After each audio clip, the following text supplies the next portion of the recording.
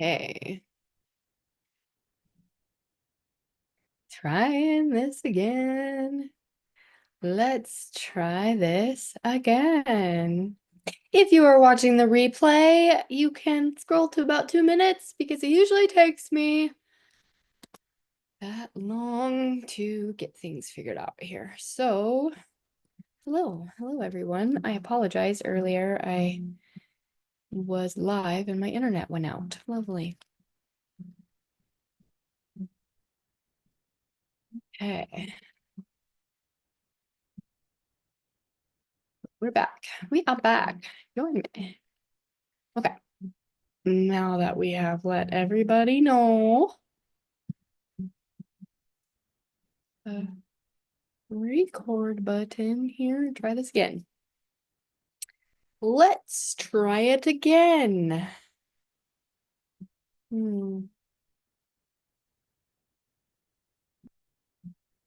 Okay. There we go. Good morning. Good morning, good afternoon, wherever you are. My name is Coach Lacy. Welcome to Rise and Shine with Morning Moon. If you haven't already, be sure to hit the subscribe button, hit that bell for updates, and anchor in to the Rise and Shine with Morning Moon checklist in the group on Facebook, Rise and Shine with Morning Moon. You can find the checklist in the pinned post, or you can download the checklist from my website, www.lacyjwatson.com. Download the release guide with the Foundations of Wellness checklist, anchor in every day, and check in with your circle of life every season. It is Tuesday, April 22nd. We are still in a bright week here. And this week I have been talking a lot about forgiveness. And yesterday, we talked a little bit about loyalty and forgiveness and trusting ourselves. And I'm thinking a lot about this because Jesus died on the cross for our sins and forgiveness. And forgiveness is one of these things that it sounds really soft and fluffy. But when it comes time to actually forgive and actually do the thing, it feels like a lot of swallowing broken glass sometimes and smiling afterwards. Going through this shit and smiling afterwards, right? Oh my gosh, it can be really difficult to forgive. It can be hard, especially when the person that you are trying to forgive is still difficult and still has, hard personalities. We deal with difficult people all the time. And one of my one of my gifts is dealing with difficult people, dealing with people who haven't changed, people who don't say they're sorry. When you are trying to forgive someone, it can be really difficult when they're cold or distant or maybe even cruel, or if they're, you know, unresponsive, or if they're chaotic. It can be really difficult to have those people in our lives. And we're called to forgive them for their behaviors. And it's not because they deserve it or because they're right or because, we want to, you know, prove a point or whatever. We forgive people because we deserve peace in our hearts and we deserve love. And forgiveness can be a really challenging task when you're dealing with difficult people or people labeled as toxic.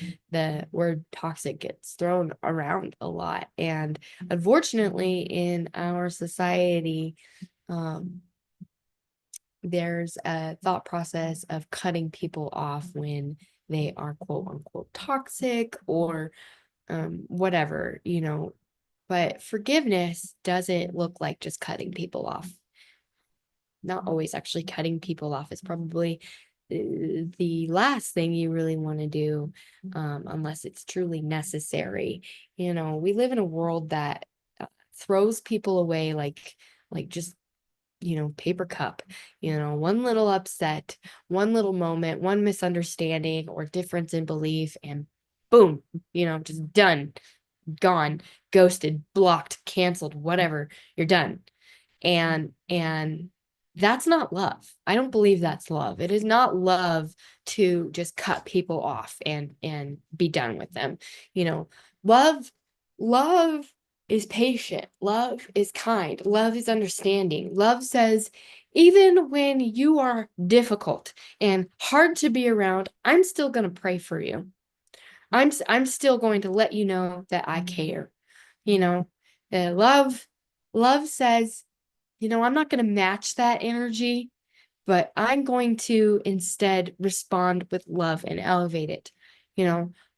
Love is giving people space, but not pretending that they don't exist, right? You can give people space, but you can still acknowledge their existence. Giving the silent treatment and the cold shoulder is actually a mark of immaturity. And, you know, the thing is we don't cut people off that we love over a discomfort, over being uncomfortable or apprehensive or having a misunderstanding. Sometimes misunderstandings are uncomfortable. Sometimes when people are expressing their beliefs or attempting to assist or trying to tell their story, it's uncomfortable. And we don't always agree with people and what their thought processes are. And we don't always understand where they're coming from, especially if we're not emotionally and mentally mature and spiritually mature enough to receive what is being said.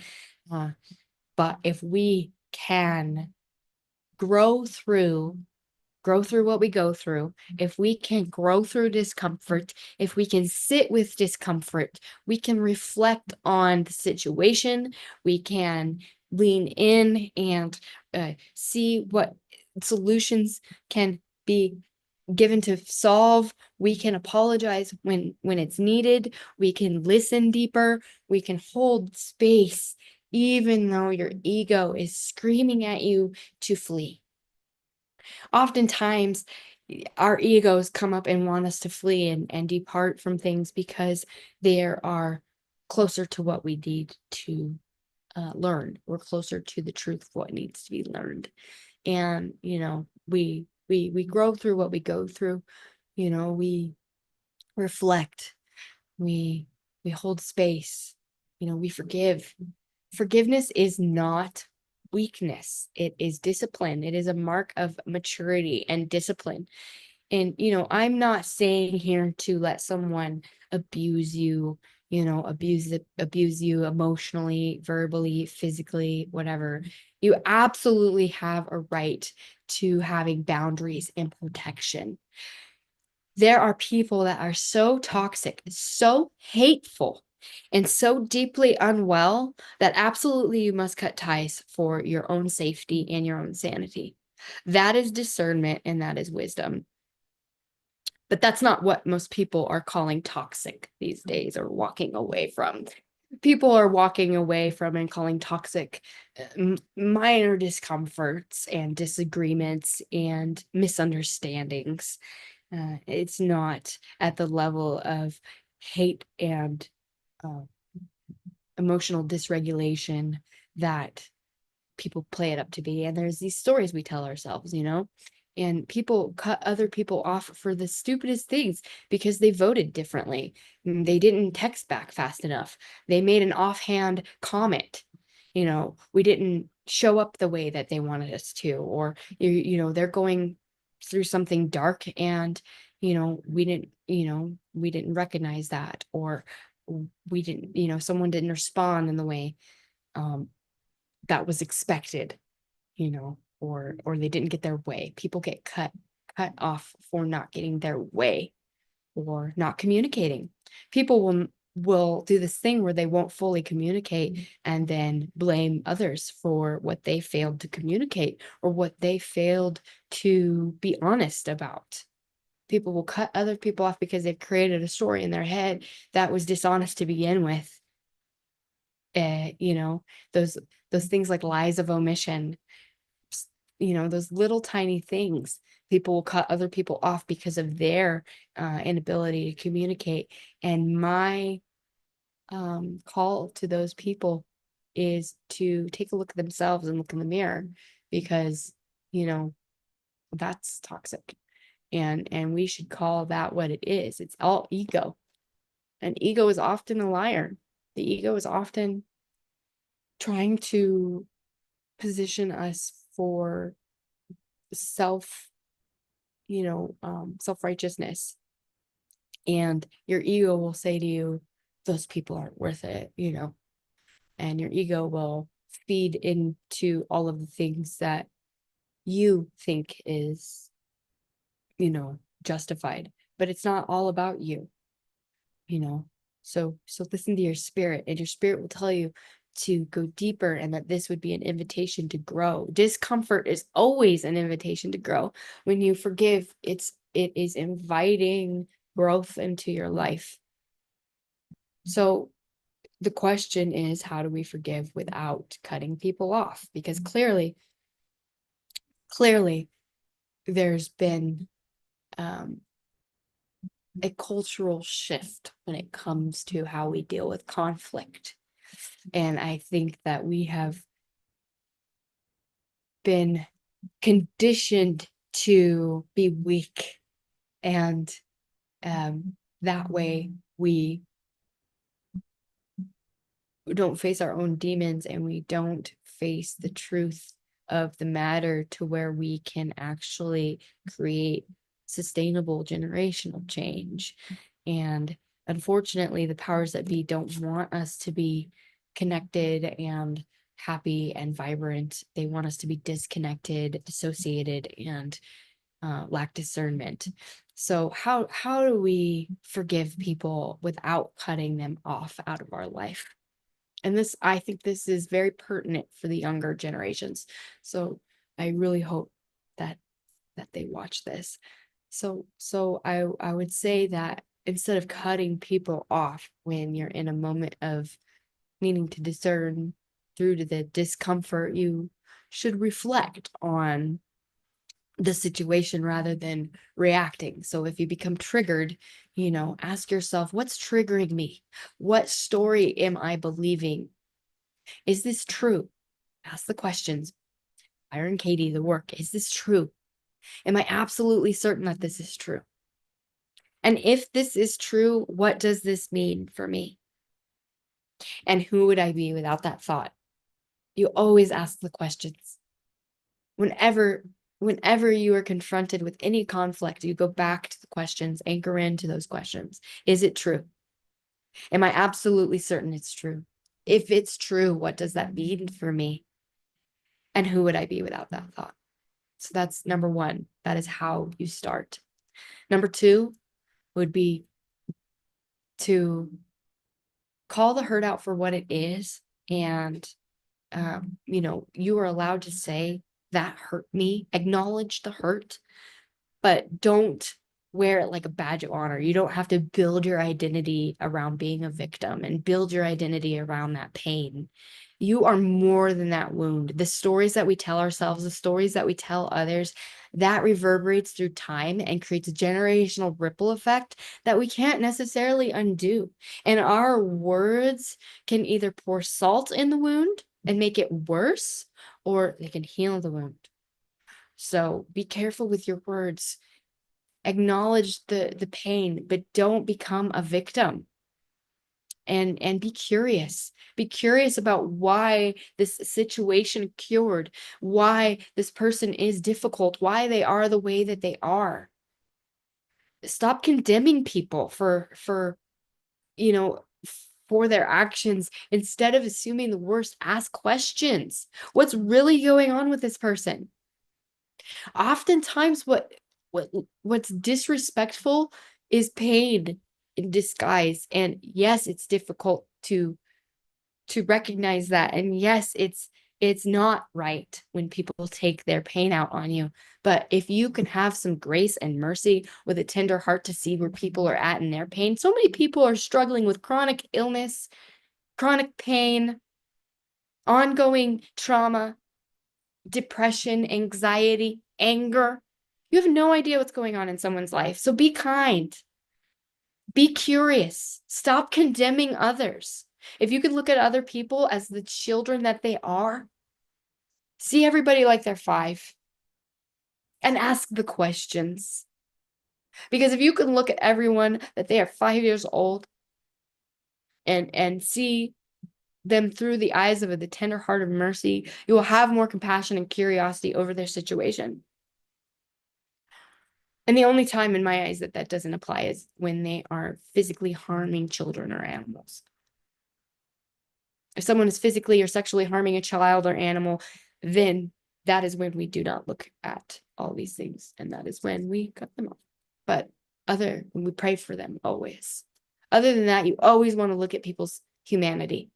What are they going through? It doesn't excuse their behavior, but it gives you grace and a tender heart of mercy to be able to see through that pain and maybe help them through it, because people are so used to a negative response that when someone comes back with a positive response as the response to their negativity, it's shocking to the nervous system.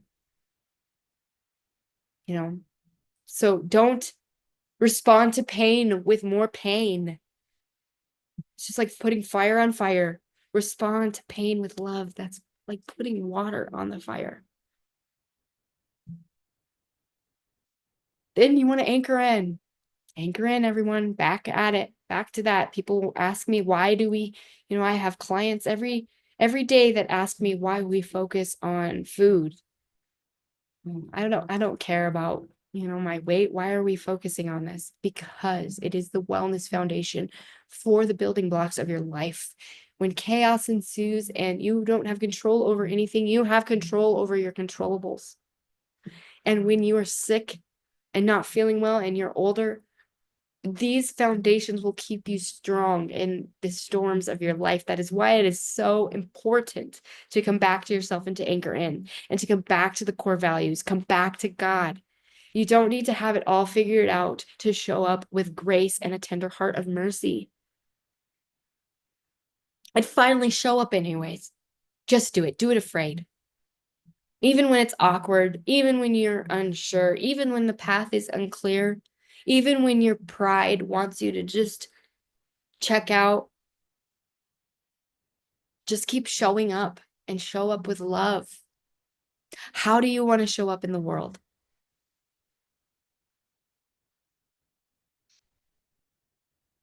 I've learned these things the hard way. There are people that I have walked away from. There are people I've wanted to walk away from, people who have misunderstood me, who have walked away from me, people who have talked about me behind my back, judged me, told people I don't even know things about me that are completely untrue. And I love them anyways. I show up for them anyways. I have been stabbed in the back while someone has been giving me a hug, and I love them anyways. And I'm sure I've done the same in my own way to people. But moving into this secondary season of my life, the second half of my life, I'm almost 40 years old, moving into the second season, there's been many seasons, but there's 2 big seasons. There's that you're young and now you're old, and I'm getting old. And as I am getting older, I have realized that sometimes love is showing up to the barn even after the horse has stepped on your foot and loving that horse anyways. You don't scream. You don't get mad at the horse. You don't sell the horse. You don't make a big deal so everybody, oh, poor you. You just tend to your wound quietly and walk back in with understanding. The horse steps on your foot. Take a deep breath. Tend your wound. And move on. That is spiritual maturity. That is true maturity. So I want you guys to journal and reflect if you've been following my journaling prompts throughout the mornings. Today, I want you to journal on what you are being invited to forgive. Not because, people, are, not because people are perfect or because, you, you are surrendering, but because you're ready to be free of the hurt, And I want you to think about if there's someone that you have been tempted to walk away from just because they're hard to love. And are you cutting people off to protect your peace or protect your ego and the stories you have been telling yourself and others? And what would it look like today for you to make a courageous commitment to love, to forgiveness, to loyalty, to showing up? What does that look like? How do you want to show up in the world? And if you're struggling with something today, remember to ask yourself the questions. Is this true? Am I absolutely certain that this is true? And if this is true, what does it mean? And who would I be if I released that thought? And journal on that. And journal today on a relationship that you have been avoiding, a conversation that you have been avoiding. And ask yourself if this is a call to grow deeper or to set a boundary. Pray on it. Write a letter that you might never send. See what is revealed in your heart. You never know what might come through processing these things. We need to process these troubles, but we don't need to vomit all of our hate on other people and our insecurities and our ego. Just because we're hurt people, and the answer is not to continue to hurt people. So, if you are the person that needs to be forgiven, own it. Don't let pride steal your opportunity to rebuild something beautiful. You're sorry. We all are accountable for our actions. And we all play a part in conflict. So if we could recognize our part and ask for forgiveness and move on and have a tender heart of mercy and be conscious in the way that we show up to create a generational ripple effect, this whole world will get better. So remember that forgiveness isn't just for everyone else. It is also for you. So forgive yourself. You're forgiven. You have been redeemed. That is what the Bright Week is for, everyone. So enjoy the sunshine. It's a beautiful, beautiful day. It's a beautiful, beautiful, beautiful, beautiful week. So anchor in and remember that, forgiveness is just another bridge between who you were and who you're becoming. So walk it out. Take a walkabout today, my friends, and anchor in with your foundations, even if it's just one for today. And if you have had experience in the past with people that are difficult to love, share it in the comments. I want to hear all about it. I want to hear your stories. Let's share our successes, share our sadnesses, share our joys together so that we can learn and grow with one another as that we walk and make this world a better place together. I hope you have a wonderful Tuesday, and I will see you tomorrow. Ciao.